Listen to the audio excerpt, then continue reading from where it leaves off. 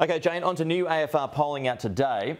It shows most people support Labor's tax cut rejig, although no lift in support for the government. So it basically mirrors News poll from a few weeks back now.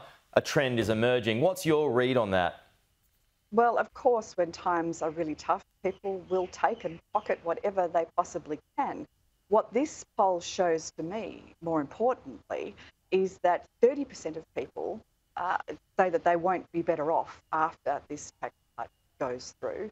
And more importantly, that Labor have essentially sold their integrity for not a single bump in the polls. It's going to cost $1.4 billion to get this tax cut through over the forward, the rejig tax cut over the forward estimate. Right. And yet they've sold their integrity for what? Absolutely nothing. And if I were a Labor backbencher and I was in a marginal seat, that poll would be very worrying.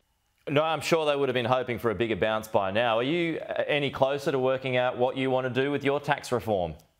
Well, as you know, Pete, we said that we will go to the next election with a complete tax package, one that is true to our principles of lower, simpler and fairer taxes.